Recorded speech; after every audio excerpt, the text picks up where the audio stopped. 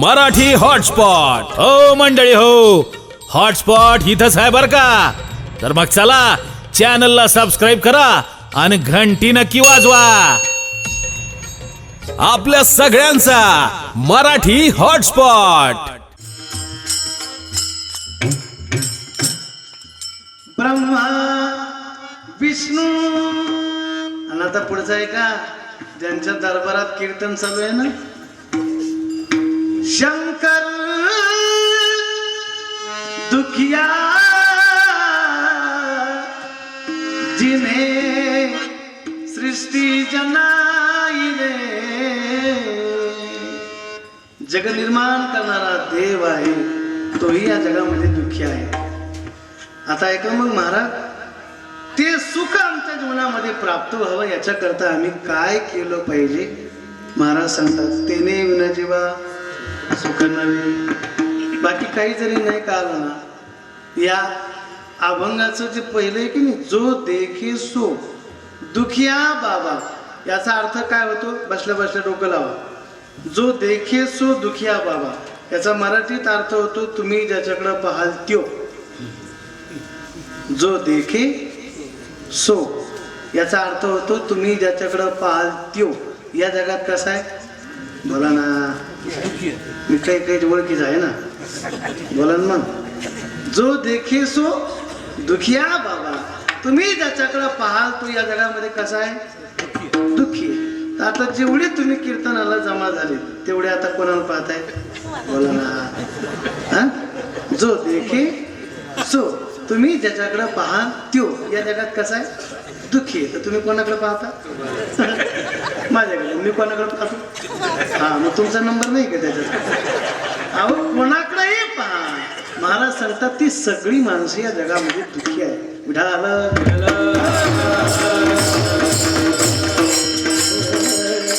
अपेक्षा या जगामध्ये प्रत्येकाला सुखाची आहे. काय केलं म्हणजे या जगामध्ये सुख भेटणार आहे, याकरता मी पहिल्यांदा बोलून गेलो की त्याच्याशिवाय सुख नाही. तोपर्यंत जीवन पूर्ण नाही, तोपर्यंत जीवनामध्ये सुखाचे व्यवहारी, सुखाचे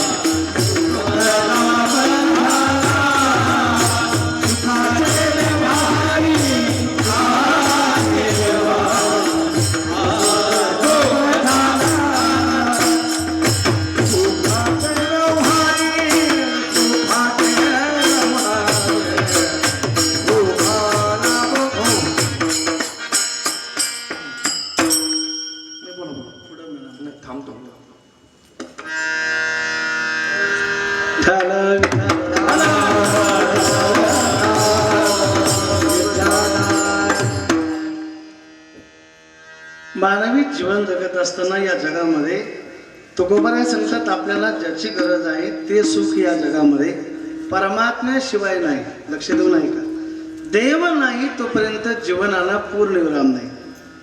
बारकाई नाही का, नदी भरपूर मोठी आहे पण काय पाहिजे, पाणी पाहिजे. पाणी नाही त्या नदीला किंमत नाही. भलं मोठं झाड आहे पण काय पाहिजे, फळ पाहिजे. फळ नाही त्या झाडाला किंमत नाही. फळ नाही त्या झाडाला किंमत नाही. पाणी नाही त्या नदीला किंमत नाही. मी सांगत असतो, भलं मोठं डोकं आहे पण मेंदूच नाही, त्या डोक्यालाही किंमत नाही. तसं जीवनामध्ये सगळं आहे पण महाराज सांगतात देव नाही. तुकोबाराय सांगतात त्याच्याशिवाय मानवी जीवनामध्ये सुख नाही. आता प्रश्न हा निर्माण होतो की महाराज, माणसाच्या जीवनामध्ये दुःख का निर्माण होतं. अभंगाची पार्श्वभूमिका तुम्हाला सांगते.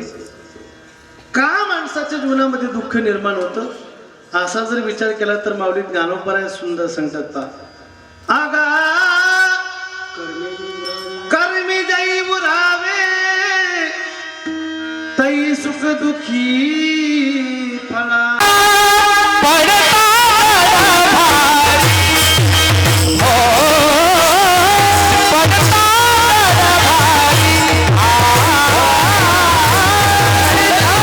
येत असतं. अभंगातला पहिला शब्द आहे पडता, आणि याकरता मी एवढं सर्व आतापर्यंत बोलत आलो. या पडता शब्दाचा अर्थ आहे प्रारब्ध रूपानं येणारं जे कर्माचं भयंकर अशा प्रकारचं मोठं दुःख आहे, ते दुःख घालवण्यासाठी दास्यत्वानं माणसानं देवाची भक्ती केली पाहिजे, देवाचं भजन केलं पाहिजे. केवढंही मोठं दुःख जीवनात आलं तरी महाराज सांगतात ते नाहीसं होतं. पण ती भक्ती कशी असली पाहिजे याच्याकरता सांगतात ती दास्यत्वाची भक्ती असली पाहिजे. सगळ्यात मोठं दुःख कर्माचं आहे, आणि केवढंही दुःख आलं तरी ते भजनानं महाराज सांगतात नाहीसं होतं. अनेक चरित्र कथाभाग आपल्याला डोळ्यापुढे ठेवता येईल. त्यामध्ये ज्यांच्या मंदिराच्या पवित्र प्रांगणामध्ये आपण आहोत ते भगवान नीलकंठेश्वर महादेव. ऐका मन लावून, हे नाव का पडलं असं तुमच्या डोक्यात आलं का कधी? नाही, बऱ्याच गोष्टी आपल्या डोक्यात येत नाही. पण हे नाव महादेवाला का पडलं? ज्या वेळेला इंद्राकडनं 6 पापं घडली, त्याच्यामध्ये एक पाप असं घडलं की जेवढी होती नव्हती सगळी संपत्ती समुद्रामध्ये गेली. समुद्र मंथन कथा आपल्याला सगळ्याला माहिती आहे, भागवत कथा चालू आहे. 14 रत्न त्याच्यामधून बाहेर पडली. एक दैत्याला, एक देवाला, एक दैत्याला, एक देवाला, अशा वाटण्या झाल्या. आणि त्याच्यामध्ये हालाहल नावाचं जे विष होतं ना, म्हणलं नाही का, ते विष कोणी घ्यायला तयार नव्हतं. कारण त्यांना माणूस मरत, ते कोण घेणार आहे?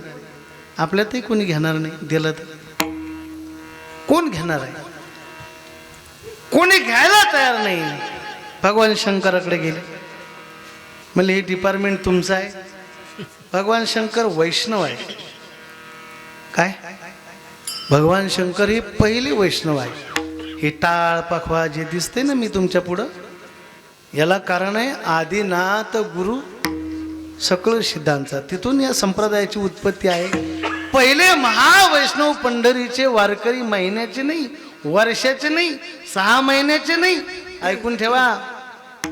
रंभादिक नाचती हा त्रिशूळ घेऊन आला गिरजेचा कांदा.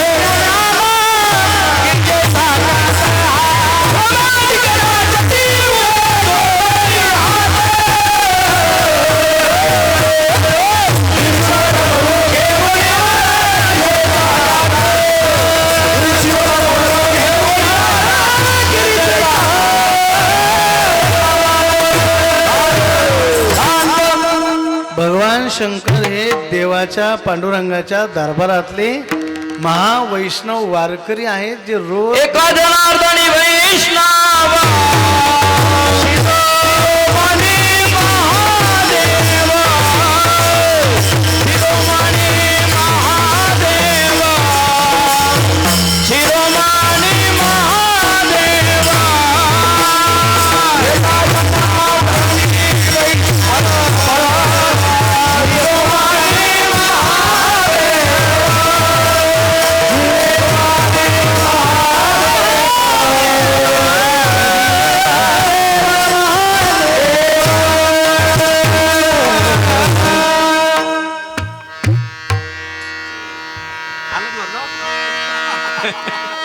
विठाल विठाल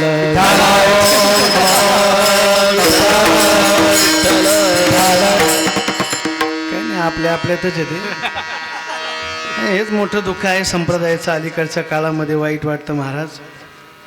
तसं जर पाहिलं ना तर या जिल्ह्याची मोठी क्रांती आहे. सायंकर महाराज, इथून स्वराज्याचा दिवा इथून पेटलेला आहे. इतिहास, ऐतिहासिक नगरी म्हणणारी ही नगरी आहे. संप्रदायाच्या दृष्टिकोनातून मला असं वाटतं ही विचारानं फार मागं आहे असं वाटतं, हा ना. आज महाराष्ट्र काय 2-4 राज्यात माझे कीर्तन आहे, पण इथपर्यंत यायला 17 वर्ष लागले. विठ्ठल विठ्ठल बाकी काही नाही, मेळ नाही. हे मोठी खेदाची गोष्ट आहे. आज निलकंठेश्वराकडे प्रार्थना करतो की सगळी श्रीमंती या शहराची आहे, अशी श्रीमंती राहिली पाहिजे. खरं तर एक जुन्या काळामध्ये टी व्हीला गाणं होतं, ताठे सर, आमुची माती आमुची माणस, असं ते गाणं होतं. ते त्याचा अर्थ फार सुंदर होता त्या काळामध्ये. त्याचा अर्थ बरोबर निघाला. आता आमची माती, आमची माणसं, आमचीच माती. हां, नाही पटलं तर बोलू नका, काही हरकत नाही.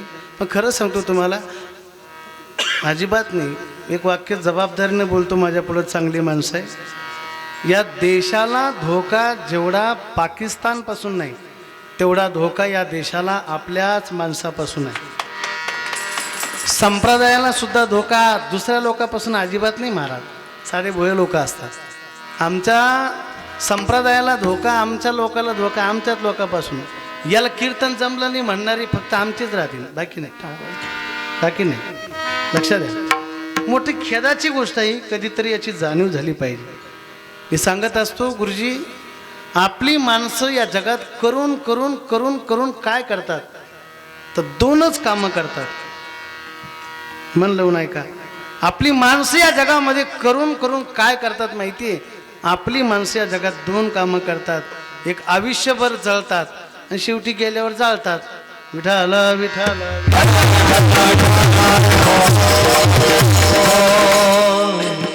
काय चाललं होतं आपलं कीर्तन, तुम्ही जागी आहे ना. हलाहल नावाचं विष ज्या वेळेला समोर आलं ना, त्यावेळेला या दादा महादेव तडफड करत होते, तळमळ करत होते. काय केलं पाहिजे, दाह शांत होणार आहे. मनाची तळमळ चालली होती, लोळत होती. एवढं भयंकर विष होतं. त्या विषाचा थोडा अंश जरी एखाद्या झाडाला स्पर्श झाला तर त्या झाडाचा बुक्का होत होता. तुम्ही झोपले का? एवढं हलाहल नावाचं विष होतं. नारद महर्षी भगवान शंकराकडे गेले आणि भगवान शंकराला बोलतायत. पार्वती आईसाहेबांनी विचारलं, काय झालं? मानसिकता काय ठीक वाटत नाही? शंकर भगवान परमात्मे काय झालं? म्हणले काही नाही, त्यांनी जरा रिकामा पराक्रम केला, विष प्राशन केलं. आता काय करायला पाहिजे? ऐका ना, त्यावेळेला नारद महर्षीनं भगवान शंकराला सांगितलं होतं, तुम्ही एक काम करा, जर तुम्हाला या दुःखातून मुक्त व्हावं वाटत असेल तर तुम्हाला अनन्य होऊन परमात्म्याचं, प्रभू रामचंद्राचं, तुमच्या आवडत्या देवाचं मुखामध्ये स्मरण करावं लागणार आहे. त्यावेळेला तुमचा दाह शांत होणार आहे. म्हणून शिवे हळहळे तापला, आहे की नाही? लक्ष देऊन ऐका. नीलकंठ हे नाव का पडलं याच्याकरता मी तुम्हाला बोलत होतो. आता हे पहिला दिवस आहे, याच्यामध्ये आपण काय काय विचार करणार असा प्रसंग आहे. जीवनात केवढंही मोठं दुःख आलं तरी महाराज ते दुःख घालवण्याची ताकद ही भगवान परमात्म्याच्या नामामध्ये आहे. तुकोबाराय सांगतात, केवढंही मोठं दुःख आलं. भागवतामध्ये कथा प्रसिद्ध आहे, मी वेळ नाही घेणार. सुदामदेव सगळ्यांना माहिती आहे. एवढं मोठं दुःख होतं, लक्ष देऊन ऐका. अन्न घरामध्ये नव्हतं. 3 दिवसापासून लेकरं अन्न करता उपवास होत. पत्नी उपवास आहे, सुदामदेव उपवासी आहे. एक बातमी कानावर आली, गड्यानो राजा किर झाला, कृष्ण सिंहासनी बैसला. माझा मित्र द्वारकेचा राजा झाला. पत्नीला जाऊन सांगितलं, तुला कळालं का माझा मित्र द्वारकेचा राजा झाला? तिनं सांगितलं, अहो तुम्ही भेटायला जा. सुदामदेव नीती सांगतायत. देवाकडं, गुरुकडं, संताकडं रिकाम्या हातानं जायचं नसतं, काहीतरी दिलं पाहिजे. काय देणार? आपल्या घरामध्ये काही नाही. सुदामदेवाच्या पत्नीनं सांगितलं, काळजी करू नका, 4 घरची उष्णी पोहे मागून आणली, फाटक्या वस्त्रामध्ये बांधली आणि सांगितलं पतिदेव एक काम करा, एवढं घेऊन जा. ते गाठोडं घेतलं आणि सुदामदेव द्वारकेच्या रस्त्याला निघाले. वेळ नाही, पोहोचले. द्वारपालांना बोलतायत तुमचा राजा आहे, त्याला जाऊन सांगा तुझा बाल मित्र सुदामा आला. एक द्वारपाल आतमध्ये गेला. देवा, आपल्या नगरीमध्ये असा एक गरीब माणूस आला, त्याच्या अंगावर कपडे नाही, पायात चप्पल नाही, शरीर कृश बनलेलं आहे. तो म्हणतोय तुमचा मित्र आहे. देवाने विचारलं, तो नाव नाही विचारलं का? बतावत आपणा नाम सुदामा. आणि सुदाम शब्द ऐकला, देवानं सिंहासनाच्या खाली उडी फेकली, धावत धावत आली, कडकडून मिठी मारली. एवढा आनंद झाला. राज सिंहासनावरती भगवान परमात्म्यानं सुदाम देवाला बसवलं. जगाचा बाप आहे, सुदाम देवाच्या पायथ्याशी बसला. ढसा ढसा देव रडायला लागला. माझे बाबा सांगायचे, या विश्वामध्ये पहिल्यांदा देव ज्यांच्या करता रडला ते भागवतामध्ये सुदाम देव आहेत. देव एवढा रडला, एवढा रडला, एवढा रडला, असं म्हणताय की देवानं सुदाम देवाची पाद्यपूजा करण्याकरता बाहेरचं पाणी नाही आणलं. मग देखी सुदाम जी की दिन दशा करुणा करके रोए, पानी परात को हाथ छियो नहीं, नैनन के निरसे पग धोए. डोळ्यातल्या असून भगवान परमात्म्यानं सुदामाचे पाय धुतले. एवढा परमात्मा सुदाम देवासाठी रडला. आता एका गंध लावण्याकरता कपाळाला हात लावला. निमित्त गंध लावायचा आहे, पण एका जनार्दनी भोग प्रारब्धाचा हरी कृपे त्याचा नाश झाला. दरिद्रीची रेषा पुसली गेली. पण कधी, आता नीट ऐका, पण कधी कुठल्याही काळामध्ये कोणत्याही परिस्थितीमध्ये माणूस देवापासून ज्या वेळेला दूर जात नाही त्याला भक्त असं म्हणतात, याला दास्यत्व असं म्हणतात. आणि अशी भक्ती जीवनामध्ये असेल तर महाराज सांगतात भगवान परमात्मा आपल्यावर कृपा करतो. दासी आठवावा हरी, याला फार किंमत आहे. दासी या शब्दामध्ये दास्यत्व आहे आणि दास्यत्व त्याला म्हणतात. भक्तीच्या शास्त्रामध्ये उपास्य, उपासक आणि उपासना या तिन्ही गोष्टी एका लाईन मध्ये आल्या पाहिजे. भक्ती करत असताना एक देव असणं गरजेचं आहे. आता प्रमाणा सगळ्यांच्या पाठ आहे, आपुला तो एक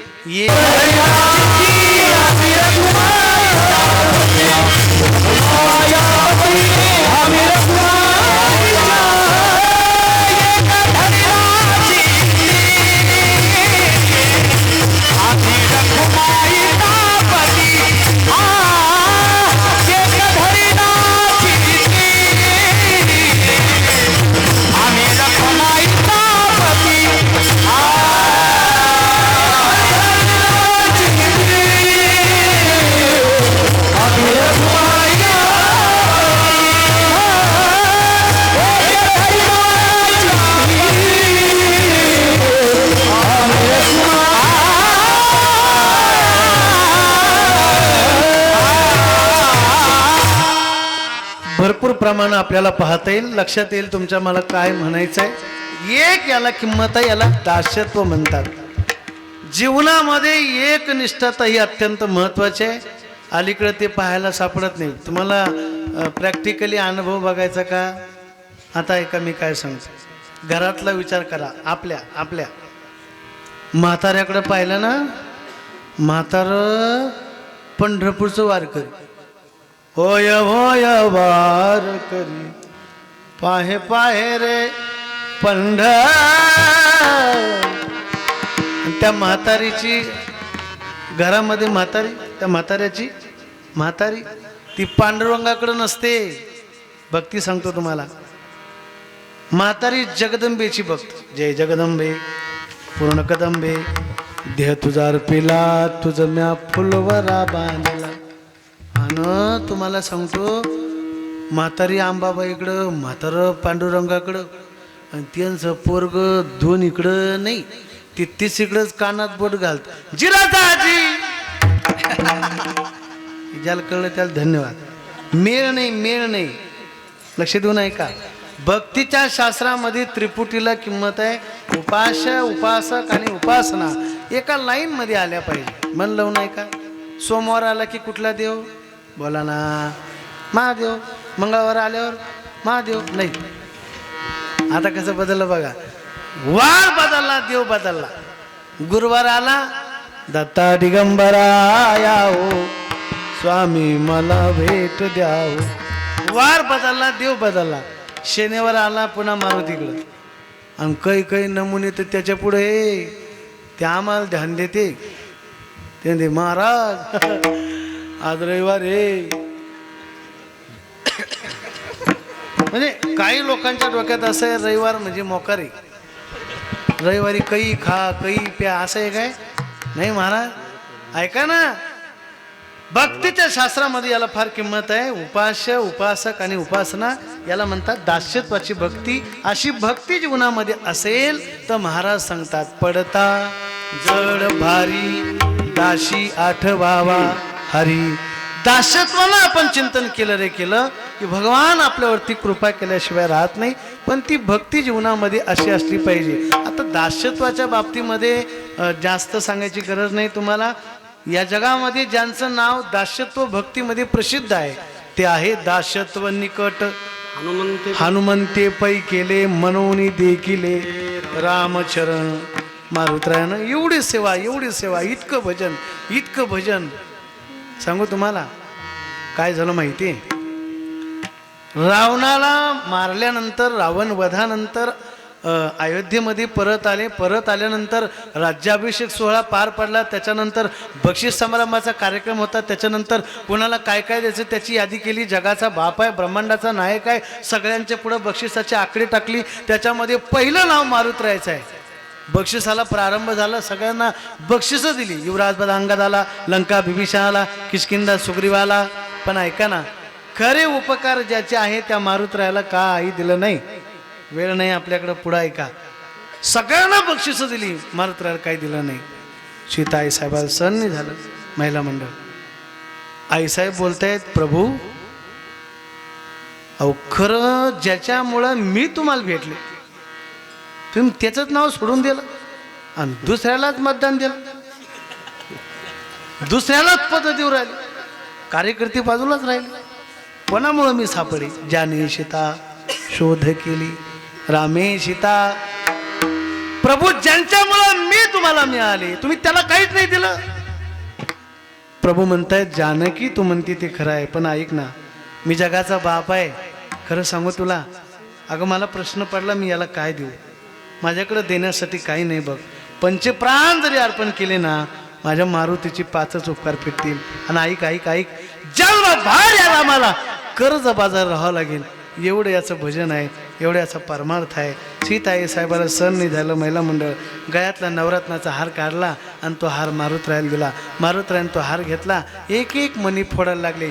एका मण्याचं एक मणी असं सीतेच्या पायाजवळ पडला आणि तिनं वरती पाहिलं. हनुमंता काय करतो? म्हणले काही नाही आई, मान्यात राम आहे का पाहतो. येड्या डोक्याचं एक आहे, अरे मान्यात कुठं राम राहतो का? म्हणे आई ज्याच्यात राम नाही तो काही कामाचा आहे का? झोपले का? ज्याच्यात राम नाही तो काही कामाचा आहे का? महाराज सीतेला राग आला. हनुमंता तुझ्यामध्ये राम आहे का? एवढं म्हणेपर्यंत मारुतरायानं अशी छाती फाडली ना, संपूर्ण रामपंचायतन सीतेसकट दाखवलं. काय कारण होतं माहितीये? त्याचं कारण आहे, माझे मारुतराय सारखं भजन करत होते. श्रीराम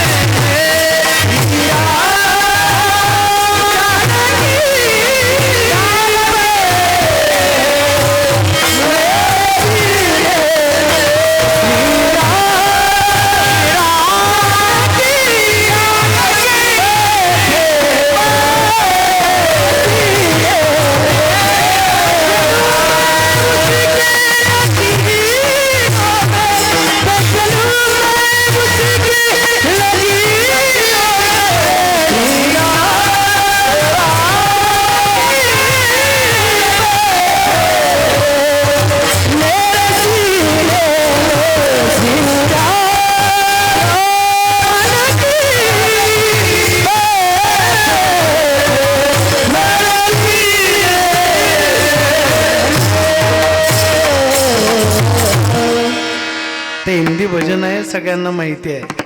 सगळे संगीतप्रेमी मंडळी आहे, म्हणून थोडंसं मला काही म्हणता येत नाही, यांचं ऐकायला भेटून म्हणून म्हणतो मी, आहे की नाही. श्रीराम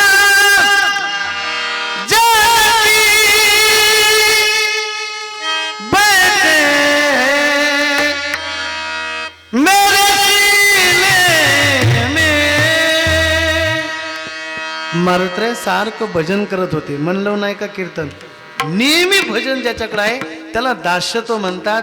इतकं भजन अवा अशी छाती फाडून दाखवलं ना, तर मारुतरायानं प्रभू रामचंद्राचं दर्शन करून दाखवलं. नेहमी भजन केलं का, ऐका ना, देव त्याच्या हृदयात राहतो. येऊनी गोपाळ राये येते. नेहमी भजन करणार त्याच्या हृदयात कोण राहतो? बोला बोला बोला, कोण राहतो? देव राहतो. जो नेहमी भजन करतो त्याच्या हृदयात कोण असतो? हां, देव असतो. जर आपण एखाद्या भजनाला म्हणलो, काय म्हणलो भजन म्हणतो, दाखव देव, दाखव. पहिली गोष्ट कोणी छाती फाडणार, पण समजा एखाद्याने केली डिरिंग, कशाची? छाती फाडायची. तुमचा काय अंदाजी? देव दिसत, बिड्याचं दुकान, तंबाखूची इडी. आपल्या शहरात बरं आहे, खेड्यापाड्यात तर व्यवस्था असते. व्यवस्था भजनाच्या अगोदरी आणून ठेवावं लागतं, तेव्हा भजन रंगत. विठ्ठल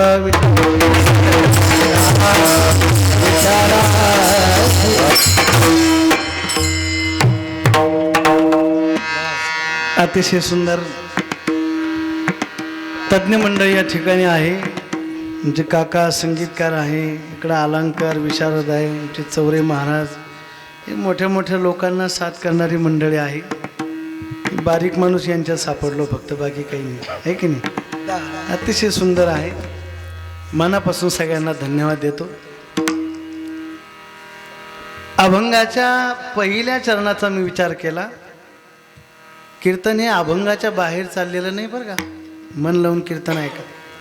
एकही शब्द अभंगाच्या बाहेर बोलत नाही. माझ्या कीर्तनामध्ये पुराव्याशिवाय प्रमाणाशिवाय मी कधीच काही सांगत नाही.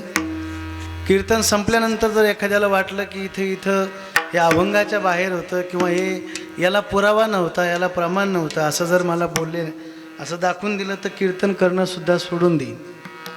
याचा अर्थ असा आहे, संप्रदायाच्या नियमाप्रमाणे या सगळ्या गोष्टी कीर्तनामध्ये मी बोलतोय. अभंगाच्या पहिल्या चरणाचा विचार करत असताना महाराज सांगतात, दासत्वाची भक्ती जीवनामध्ये असेल तर भगवान आपली जबाबदारी घेतो. मग तो होऊन दीक्षिण आड घाली सुदर्शन. क्षीण या शब्दाचा अर्थ त्रास होऊ देत नाही. लक्ष देऊन ऐका, त्रास होऊ देत नाही म्हणजे असं आहे की कर्माचा भोग हा भोगावाच लागतो. मन लावून ऐका, पण त्याचा होणारा त्रास होऊ देत नाही. फार सुंदर दृष्टांत मी नेहमी सांगत असतो. काय झालं माहिती आहे, असा एक माणूस होता खेड्या गावामध्ये. त्याला कोणा चांगलं झालं का अजिबात खपत नव्हतं, म्हणजे पोटातच गोळा उठायचा. असं कोणाच चांगलं झालं का, एखाद्याला पाणी लागलं, एखाद्याला काही चांगलं जर झालं, हां, याला आपाप थंडी ताप येत होती. हा पोटातच गोळा उठायचा. त्याची बायको त्याला पाया पडून सांगायची, अहो कधीतरी लोकांचं चांगलं बघा, कधीतरी चांगलं बघा. तुम्हाला कोणाचं चांगलं झालं का तुम्ही जेवण करीत नाही, एवढं टेन्शन तुम्हाला, त्याच्यामुळं BP वाढून राहिला तुमचा. परिणाम एक दिवस खरोखर त्याचं पोट दुखायला लागलं. औरंगाबादला आणलं इथं शहरामध्ये. डॉक्टरनं पाहिलं, का आश्चर्यराव, त्याच्या पोटात 2 गोळे झाले. डॉक्टर म्हणले याला ऑपरेशन करावं लागेल, आता 2 लाख रुपये लागतील. तो म्हणलं 2 लाख, आपण तर स्वप्नात पाहिले नाही म्हणलं अजून 2 लाख.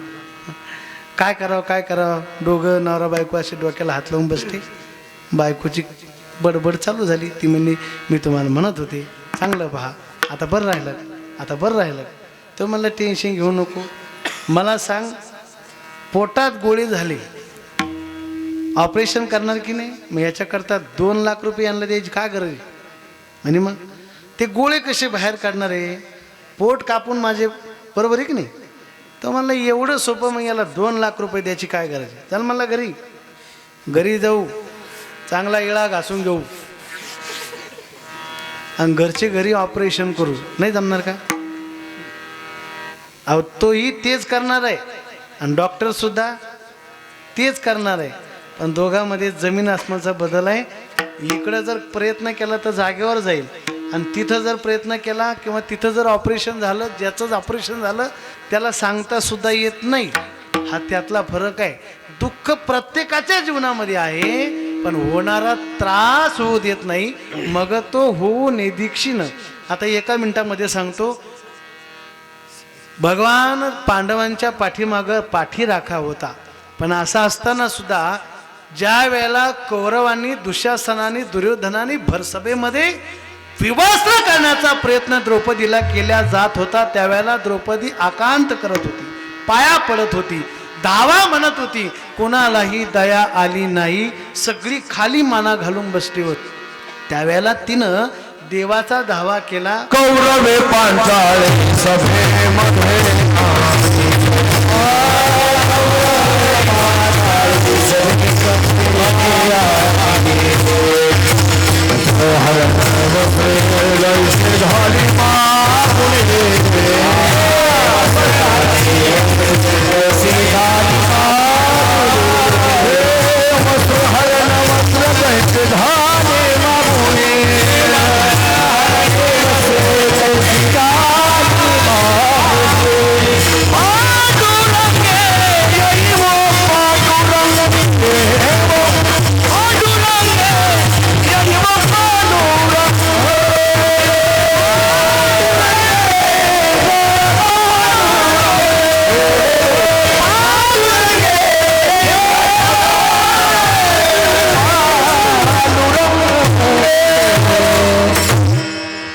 येणारा भोग, येणारं दुःख येणारच. ऐका ना, 5 पतिराज आहे. भीष्माचार्य, कृपाचार्य, द्रोणाचार्य, रती महारथी आहे. सगळे बसलेले असताना सुद्धा साडी ओढल्या जात होती. द्रौपदी भगवंताचं धावा करत होती आणि भगवान देखील धावून आला. पुढचा ऐका. पण आता देव जर धावून आला होता तर मग त्यानं तिला उचलून घेऊन जायला पाहिजे होतं ना. तसं नाही घडलं. दुःख तर येणारच, साडी ओढल्या जात होती. मग त्याचं भजन केल्याचा काय फायदा झाला? फायदा हा झाला, 100 कौरवांना, 5 पांडवांना, बसलेल्या लोकांना आणि द्रौपदीला स्वतः सुद्धा साडी मध्ये द्रौपदी आहे का, द्रौपदी मध्ये साडी आहे हे कुणालाही कळत नव्हतं. याला म्हणतात मग तो होऊन क्षीण आड घाली सुदर्शन. परमात्मा आपलं रक्षण करत असतो. आपण एका चरणाचा विचार 2 चरणापर्यंत आलोय. एकदा हाताने टाळी वाजवायची, मोठ्या प्रेमानं भजन करायचं. विरोपार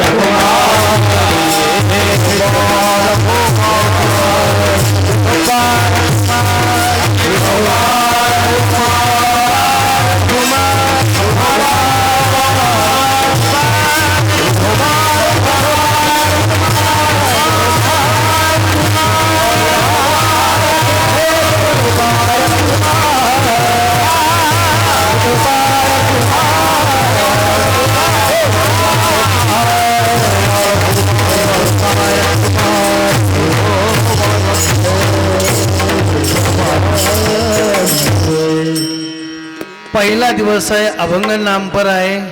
आज भजन हा आजच्या कीर्तनाचा प्रमुख विषय आहे. मी आल्यापासून अगदी मन लावून चाललंय. ही मंडळी मला जीव तोडून साथ करतायत. तुमचा काय कोणाचा आवाज आला? महिला मंडळ आज उपाशी वाटत. कोणाचा काही आवाज आला?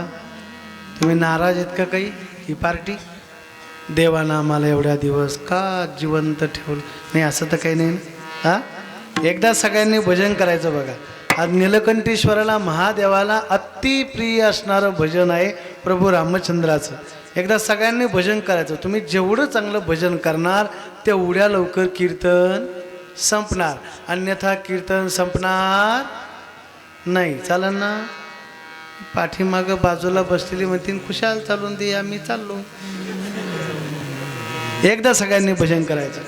श्रीराम जय राम जय राम, श्रीराम जय राम जय जय राम.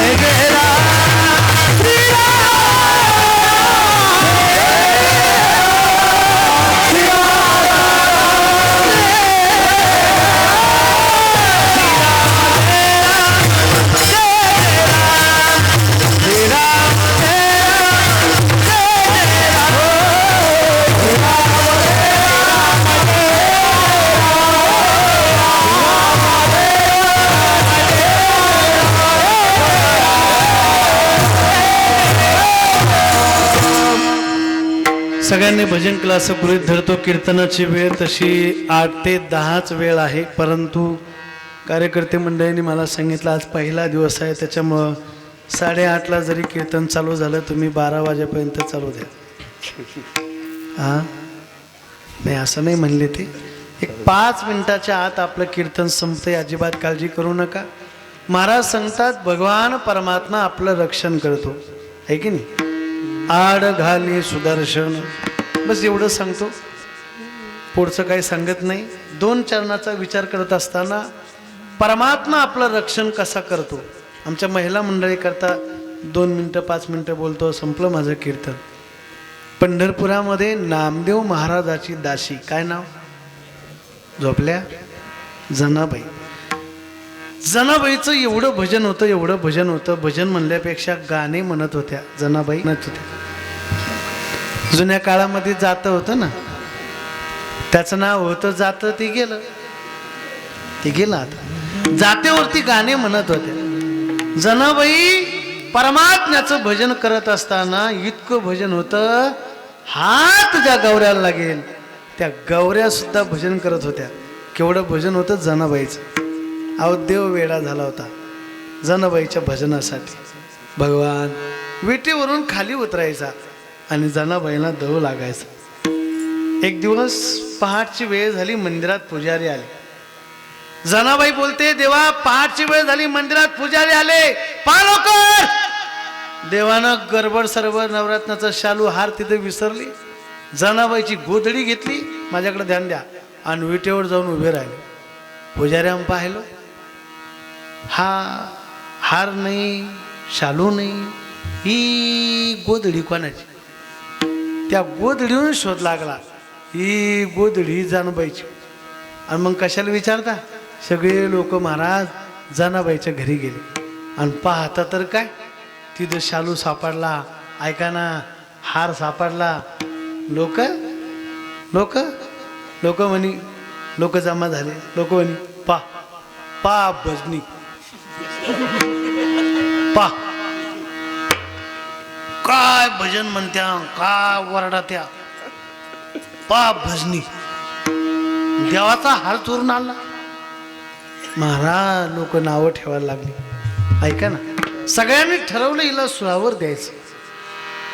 शेवटची इच्छा काय, तिनं सांगितलं काही नाही, ज्याच्यामुळे मला ही वेळ आली ना, एकदा मला त्यात तोंड पावलं. जनाबाई पांडुरंगाच्या मंदिरामध्ये गेली, देवाच्या समोर उभं राहिली आणि देवाकडे बघून महाराज देवाला शिव्या द्यायला.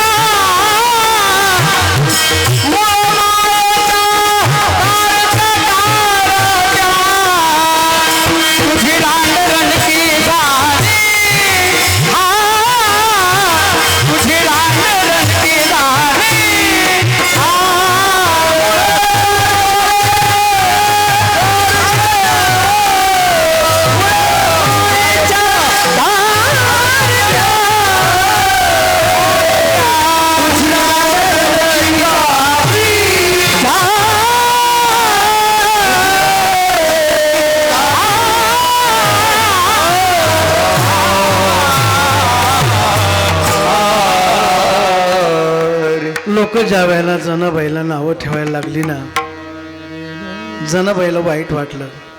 देवा तुला माहीत नाही का रे, नाही लोकाला कळत त्या गोष्टी, पण तुला तर सगळं कळतं ना, तुला तर डोकं आहे ना, तुला तर सगळं समजतं ना. अरे तूच माझ्या घरी आला ना, तुला काय मी आमंत्रण दिलं होतं का, तूच माझ्याकडे आला आणि आळ माझ्यावर येतोय, तुला कळत नाही लोक काय म्हणतायत. जनाबाईला वाईट वाटलं आणि शिव्या का द्यायला लागली माहिती आहे. हा भाव जनाबाईचा पाहिल्यानंतर महाराज देव हसत होता आणि हसताना पाहिल्यानंतर जनाबाईला अजून वाईट वाटलं. म्हणली मला मारायची वेळ येते आणि तू हसतोय. आणि लोक नाव ठेवते तुला कळत नाही. त्यावेळेला जनाबाई बोलते, अरे बिट्या मुलं माईच्या कारत्या. जनाबाई शिव्या देत होती आणि भगवान हसत होता, देव हसत होता. जरा जागी असेल तर कळेल माझं बोलणं. काय भजन होतं महाराज. अरे त्यांनी शिव्या दिल्या तरी देव खुश होत होता. संतांनी देवाला शिव्या जरी दिल्या तरी देव खुश होत होता. आपल्या भजनानं व्हायना आपलं मधीच काहीतरी जळू राहिलं. ऐका ना, हा आपल्या भजनानं देव खुश होईना.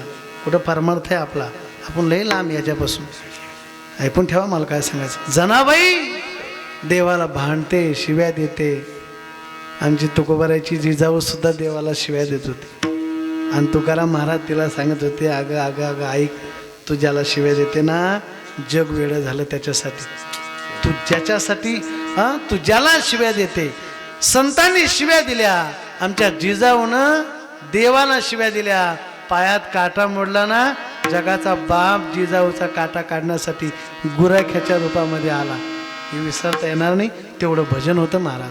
तितकं भजन माणसाकडे असलं पाहिजे, तेवढं भजन जनाबाईकडे होतं. आणि जनाबाईला राग आला आणि देव हसत होता. जनाबाई बोलते, देवा अरे मी ऐकून होते ना, देव खऱ्याचा नाही. मला आत्ता कळालं तू खऱ्याचाच नाही. जनाबाई भांडते, देवा धुंद झाला तुझा दरबार, धुंद झाला तुझा दरबार, धुंद झाला तुझा दरबार, धुंद झाला तुझा दरबार, धुंद झाला तुझा दरबार देवा, धुंद झाला तुझा दरबार, धुंद झाला तुझा दरबार देवा, धुंद झाला तुझा दरबार. पुण्यवंत तो पातळ केला, दरिद्री तो भाग्यवंत केला. कीर्तिवानाचा अपमान केला, चोरट्याचा बहुमान वाढविला. धुंद झाला तुझा दरबार, धुंद झाला तुझा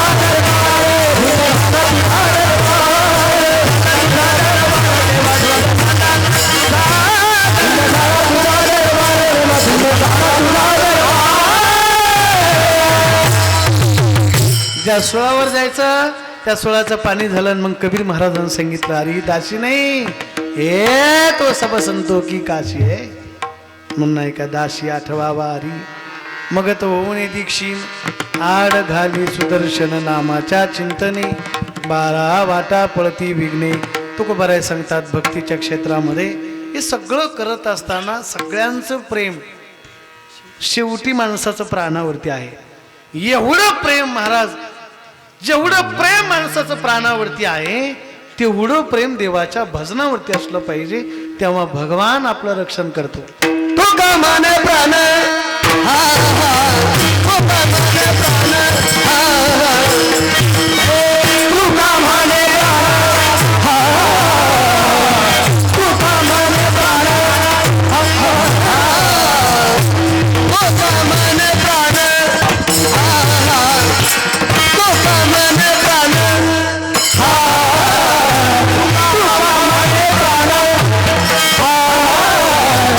तो का माने प्राण, करा देवा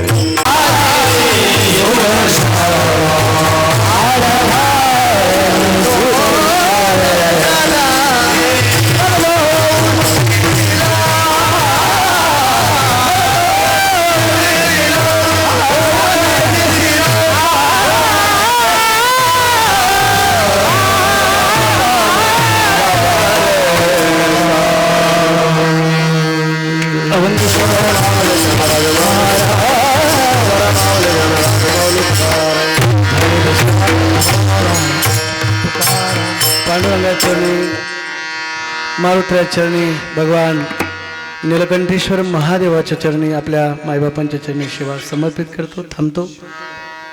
माझं परम भाग्य आहे, शहरातला अत्यंत जुना हा सप्ताह गेल्या अनेक दिवसापासून इथं सप्ताह पार पडतोय. 1 मिनिट खाली दिग्गज 1 मिनिट बसा, फक्त झालं कीर्तन. बसा बसा. दिग्गज अशा प्रकारची मंडळी कीर्तनाला आहे. माझं परम भाग्य, मला गोड सुंदर अशी सगळ्यांनी साथ केली. परमपूज्य आदरणीय संगीत अलंकार गाईड सर गुरुजी आहेत. माझे जिवलग मित्र संतोष महाराज, शिवराम महाराज.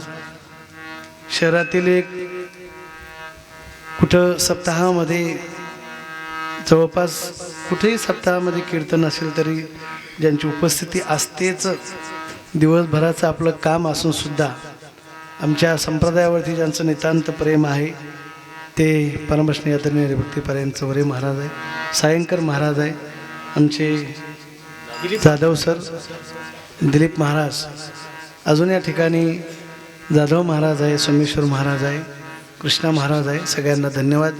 पारे दादा या ठिकाणी आहे. माझ्यावर बंधुवत प्रेम करणारे ज्यांचं अतूट प्रेम आहे, चरण दादा राजपूत या ठिकाणी आहे. संप्रदायावरती त्यांचं अलौकिक प्रेम आहे. अजून या ठिकाणी आमचे चापानेरकर हरिभक्तीपरायण घुले साहेब लक्षात येईना, पिंपळे काका आहेत. सगळ्यांना मनापासून धन्यवाद. या कीर्तनाला आवर्जून ज्यांची उपस्थिती आहे, महाराष्ट्रभर जगभरामध्ये ज्यांचं यूट्यूब चॅनल प्रसिद्ध आहे त्यांचे अरविंद भाऊ मराठी हॉटस्पॉट हे चॅनल आहे, त्यांची देखील उपस्थिती आहे. या माध्यमातून तुम्हाला आता इथं कीर्तन ऐकता आलं, पण काहींना नाही शक्य झालं तर ते परत आपल्याला घरी बसल्या बसल्या मोबाईलवर पण ऐकायला येतं. मागच्या महिन्यामध्ये 2 महिन्यापूर्वी टी व्हीला पण कीर्तन होते आपले, आहे की नाही. त्यावेळेलाही लोकांनी, बऱ्याच लोकांनी बघितलं. एक चांगली सुविधा आहे, घरात बसल्या बसल्या आपण बघू शकतो. अलीकडं या माध्यमातून संप्रदायाचा हा प्रचार प्रसार आपल्याला करता येतो. त्यांनाही धन्यवाद. भगवान परमात्मा सर्वांना सुखाचं ठेवो. कमिटी मंडळाला धन्यवाद. कुणाचाही नामनिर्देश न करता सगळेच्या ठिकाणी कमिटी मंडळ, अध्यक्ष, उपाध्यक्ष सर्वच मंडळी आहेत, भजनी मंडळी, सगळ्यांना कोटी कोटी धन्यवाद. मला नाव कोणाचं माहीत नाही, माझा अंदाज आहे, तुमचं नाव तुम्हाला माहीत. सगळ्यांना धन्यवाद. परमात्मा सर्वांना सुखाचं ठेवो, ईश्वरचरणी प्रार्थना करतो. माझ्या वाणीला या ठिकाणी पूर्ण विराम देतो. करा क्षमा अपराध. महाराज तुम्ही शुद्ध विठ्ठल.